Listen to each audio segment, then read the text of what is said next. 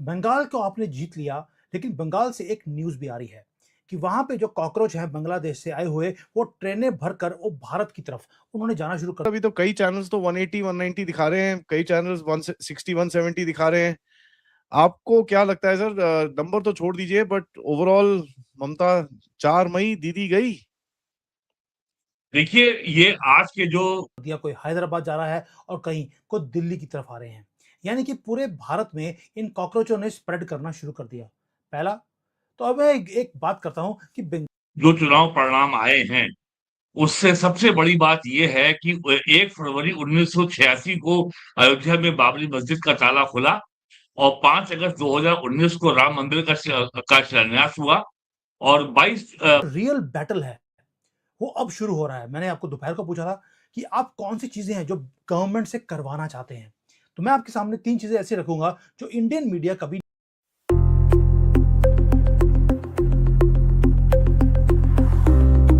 नहीं बोलेगा। कि पहला दिन हम बीजेपी गवर्नमेंट से क्या चाहते हैं, पहले 100 दिन में और पहले 1 साल में। इलेक्शन जीतना वो एक चीज है दोस्तों, लेकिन हमारी जो गवर्नमेंट है वो दोबारा से अपीसमेंट की तरफ वो चली जाती है।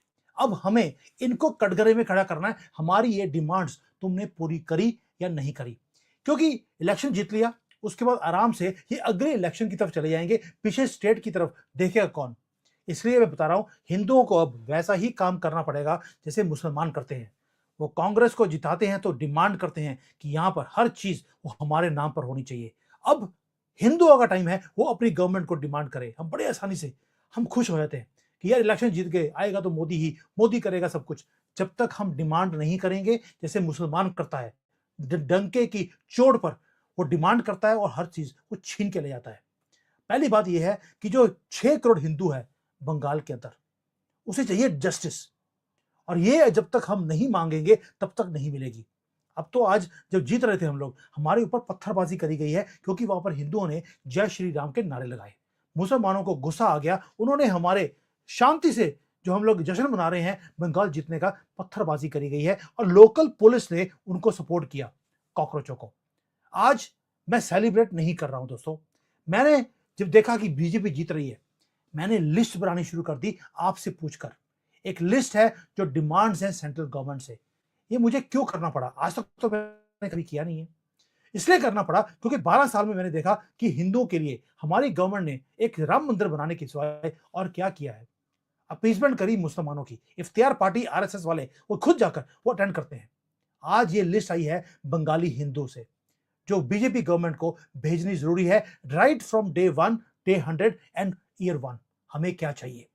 पहली बात यह है कि हमें भारत की जो हमेशा की पीड़ा थी कि इंडियाज ग्रैंड नैरेटिव हम खुद लिखेंगे, अपनी कहानी हम लिखेंगे, हमारी कहानी लॉर्ड माउंटबेटन और लॉर्ड कर्जन नहीं लिखेंगे, हमारी कहानी लंदन में नहीं लिखी जाएगी जो अब तक चल रहा था।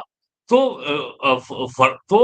फरवरी 86 में ताला खुलने के बाद मई 2014 में जब मोदी की सरकार बनी, तब बहुत ही कंसर्टेड और बहुत ही ऑर्गेनाइज तरीके से भारत की कहानी भारतीयों द्वारा लिखे जाने का अनुष्ठान प्रारंभ हुआ। और आज जो चुनाव परिणाम आ रहे हैं, ये ये उस दिशा में एक बहुत महत्वपूर्ण माइलस्टोन है। India has emerged on its own और ये हमको आज भी हर दूसरे साल, तीसरे साल सिद्ध करना पड़ता है।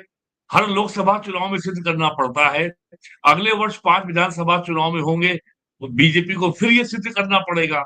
2028 में फिर 5 राज्यों में चुनाव होंगे, राजस्थान, मध्य प्रदेश, छत्तीसगढ़, हिमाचल एंड कर्नाटका। फिर ये सिद्ध करना होगा। अप्रैल मई 29 में फिर लोकसभा चुनाव होंगे, फिर ये साबित करना होगा। तो India's grand narrative will be written by Indians. ये बाहर वाले लोग नहीं लिखेंगे, ये डोनाल्ड ट्रंप नहीं लिखेगा, ये US commission for international religious freedom नहीं लिखेगा, ये ग्लोबल हम्बर इंडेक्स बनाने वाले नहीं लिखेंगे, ये इंडिया का प्रेस फ्रीडम में क्या इंडेक्स में हम ऊपर है कि नीचे हैं, ये लोग तय नहीं करेंगे। इंडिया में डेमोक्रेटिक स्लाइडिंग हो रही है, ये लोग नहीं तय करेंगे, ये हम तय करेंगे। ये आज का जो जो चुनाव परिणाम है, ये केवल इसी पॉइंट को रीइंफोर्स करता है, अंडरलाइन करता है और जोड़ देता है। तो आज के चुनाव जो परिणाम है, मेरा मानना है कि मई 2014 में जब बीजेपी का बहुमत आया था, तब ब्रिटेन के अखबार गार्जियन ने लिखा था कि भारत की ये दूसरी आजादी है। मैं आज ये कहता हूं कि पश्चिम बंगाल का जो चुनाव परिणाम आया है, ये बंगाल की पहली आजादी है। इसी बंगाल ने 1905 में बंग भंग झेला। और इसी बंगाल ने 16 अगस्त 1946 को मुस्लिम लीग की डायरेक्ट एक्शन डे की कार्रवाई झेली और उसमें हजारों हिंदू मारे गए और लूटे गए, घर जलाए गए, महिलाओं के संग बलात्कार हुआ। और उस समय ये जिन्ना के साथ खड़े हुए थे ज्योति बसु, जो बाद में पश्चिम बंगाल के मुख्यमंत्री बने। और जब गोपाल पाठा ने पलटवार किया था, तब एक मुस्लिम लीग ने एक रिलीफ रिहेबिलिटेशन कमेटी बनाई थी। उस कमेटी के कन्वीनर थे शेख मुजीबुर रहमान, जो बाद में बांग्लादेश के प्राइम मिनिस्टर बने। तो ये इतिहास है, तो ये वही बांग्लादेश है जहां से बंकिम चंद्र चट्टोपाध्याय का जन्म हुआ, जहां आनंद मठ लिखा गया, जहां से वंदे मातरम का जन्म हुआ।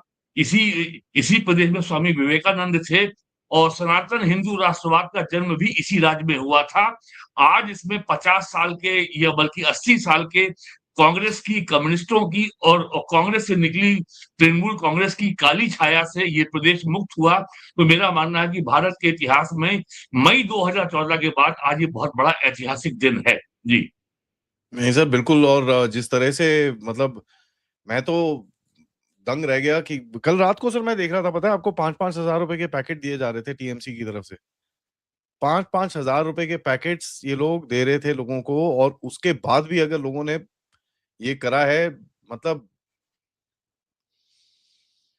देखिए, इससे आगे एक बात क्या बहुत बोले। साफ, नरेंद्र मोदी के कार्यकाल में जो सबसे बड़ा सिंगुलर कंट्रीब्यूशन है नरेंद्र मोदी का, नेहरू के जमाने में, इंदिरा गांधी के जमाने में, राजीव गांधी के जमाने में कभी भी हमारे यहाँ जो पॉलिटिकल। नमस्कार दोस्तों, स्वागत है आपका न्यूज एक्सपर्टी 24 यूट्यूब चैनल पे। और हम आ चुके हैं आपके सामने एक और नई वीडियो के साथ। तो दोस्तों, इस समय की सबसे बड़ी खबर जो आ रही है वो आ रही है वेस्ट बंगाल में। तो आप लोगों को पता ही होगा कि वेस्ट बंगाल में इलेक्शन चल रहे थे, जिसमें मेन दो पार्टियों के बीच कंपटीशन था, जो कि थी टीएमसी और बीजेपी के बीच। और आज उसका रिजल्ट आने वाला था, और रिजल्ट जो आया है वो सबको हिला के रख दिया है। बीजेपी ने 190 सीटों से बाजी मार ली है, और वहीं दूसरी तरफ टीएमसी सिर्फ 95 सीटों में ही सिमट कर रह चुकी है, जो कि 15 साल से उसमें शासन करती हुई आ रही थी। बीजेपी ने उसका रिकॉर्ड तोड़ के उसका घमंड चूर चूर कर दिया है। तो अब आपको क्या लगता है कि इस बार बीजेपी बंगाल में कुछ नया करके दिखाने वाली है, कि वही पुराना घिसा टिपटा वाला माल चलने वाला है? तो ये जीत उनके लिए बहुत ही ऐतिहासिक हो गई है बीजेपी वालों के लिए। लेकिन अभी 100% कंफर्मेशन नहीं आई है, बिल्कुल 99% है, बट 100% अभी नहीं हुई है। तो अब अपनी राय में कमेंट में जरूर बताइएगा। हम मिलते हैं आपको ऐसे किसी और नई वीडियो में, तब तक के लिए जय हिंद, जय भारत।